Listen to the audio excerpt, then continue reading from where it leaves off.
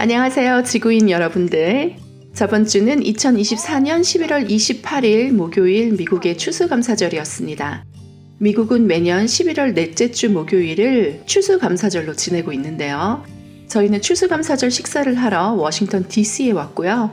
지금 가고 있는 식당의 이름은 Founding Farmers라고 하는 DC에서는 굉장히 유명한 식당입니다. 이날은 평소 이 식당에서 팔던 메뉴 대신에 추수감사절 식사만 판매를 하고 있었습니다. 에피타이저, 메인 디쉬, 디저트 3구성으로 되어 있고 가격은 1인당 50불이었습니다. 음료수는 따로 추가 주문을 할 수 있었는데 물론 추가 요금을 내야 하겠죠. 식당에 들어가자마자 사람들이 꽉 찼더라고요. 저는 오전 11시에 예약을 해서 식당에 도착하면 우리밖에 없을 거야 이런 식으로 안일하게 생각을 했었는데 들어서자마자 사람들이 줄을 서고 있었습니다. 저희는 다행히 예약을 해서 그대로 들어갈 수 있었습니다. 우선 식전빵이 나왔고요. 옥수수빵, 디너롤, 비스킷과 함께 곁들일 수 있는 허니버터, 스윗 포테이토 버터, 그리고 사과와 오렌지를 함께 졸인 하우스 잼으로 구성이 되어 있었습니다. 식전빵은 특별한 맛은 아니었지만 금방 구운 듯한 신선함이 좋았고요. 특히 옥수수 알갱이가 콕콕 박힌 옥수수빵이 특이했고 비스킷은 버터향이 풍부해서 촉촉하고 좋았습니다. 에피타이저는 버터넛 스쿼시라고 하는 호박 종류로 만든 스프와 양상추, 아보카도, 대추 야자, 올리브, 아몬드, 포도, 파마잔 치즈 등으로 구성된 샐러드 중에 하나를 고를 수 있었는데요. 저희는 둘 다 맛을 보기 위해서 둘씩 주문을 해보았습니다. 스프에서는 약간의 카레 향이 나서 특이했던 것 같고요. 저는 새콤달콤한 드레싱에 살짝 버무려져서 나온 샐러드가 입맛에 참 잘 맞았습니다.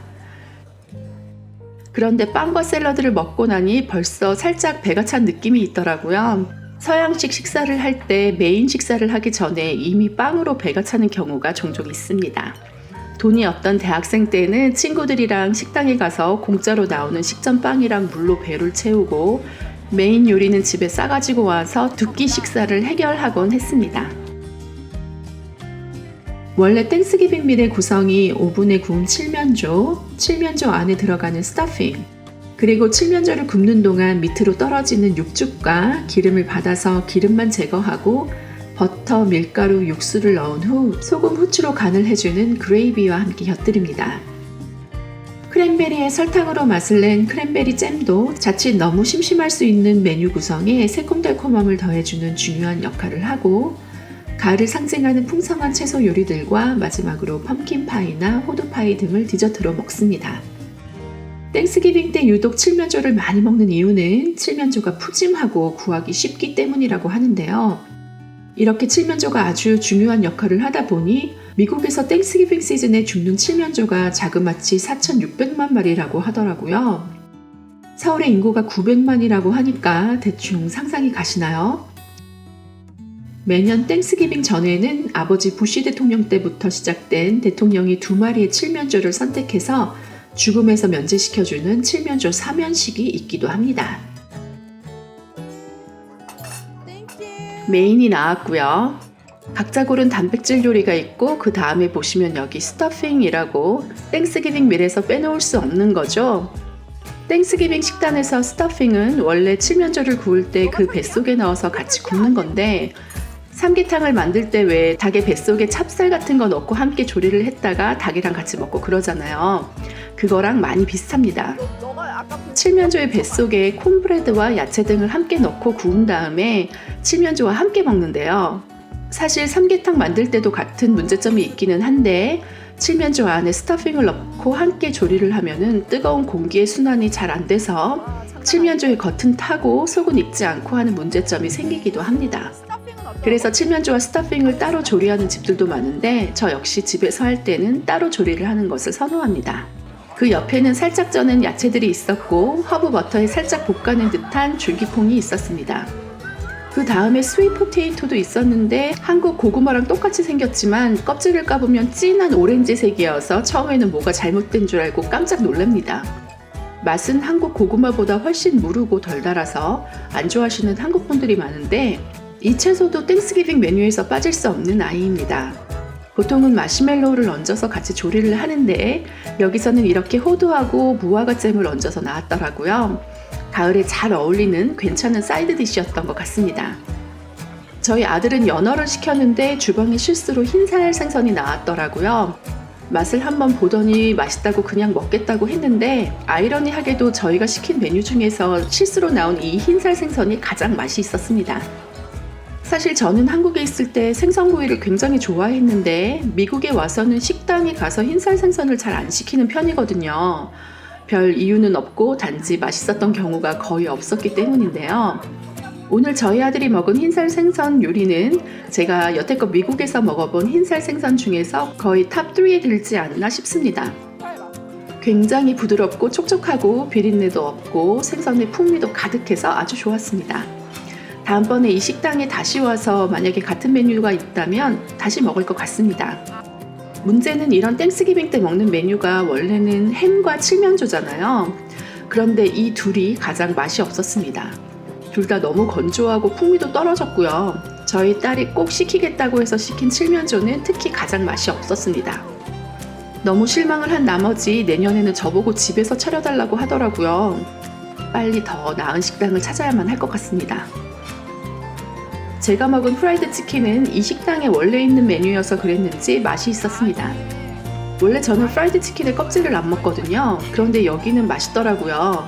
한국식 프라이드 치킨이랑은 달랐는데 튀김옷이 아주 얇고 까슬거리면서 짭짤한 맛이 있었습니다.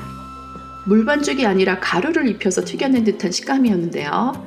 튀김옷이 기름진 걸 싫어해서 벗겨내고 먹는 건데 이건 치킨 껍질까지 다 먹을 수 있었고 속살도 촉촉했습니다.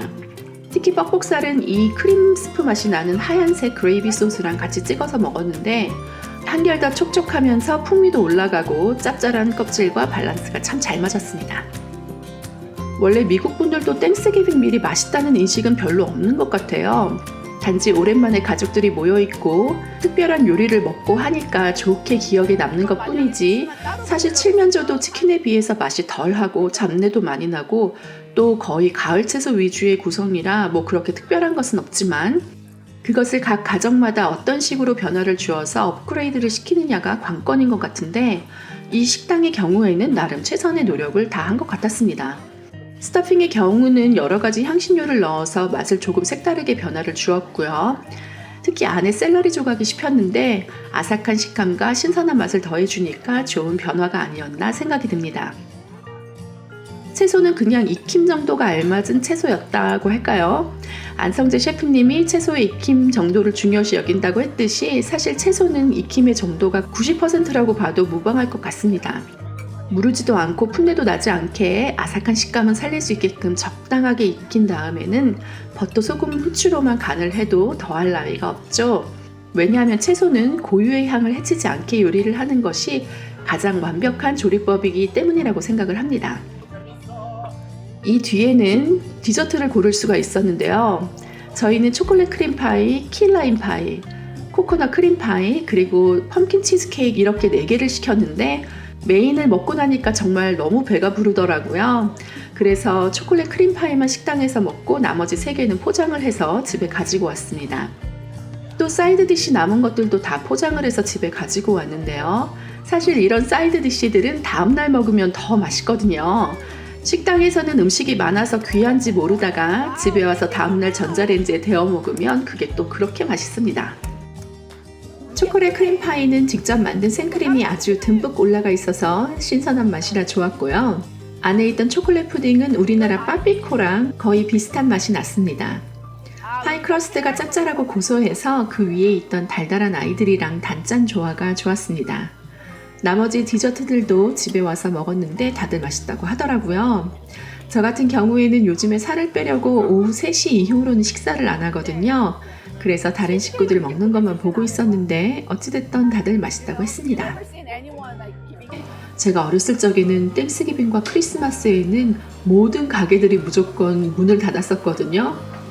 그런데 요즘에는 오히려 대목이 될 수 있다고 생각을 해서 식당들이 자기네만의 스페셜한 할리데이 밀을 내어놓고 있습니다. 저는 굉장히 즐거웠고요. 내년 땡스기빙 때에는 또 다른 식당을 찾아서 다른 식당은 땡스기빙 밀을 어떻게 차리나 경험을 한번 해볼 것 같습니다.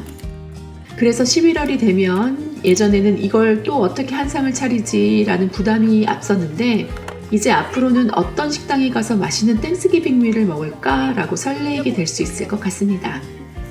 그렇게 되면 엄마들도 다른 가족들과 함께 아주 즐거운 땡스기빙 경험을 할 수 있겠죠. 긴 영상 시청해 주셔서 감사합니다. 다음 시간에 다시 만나요.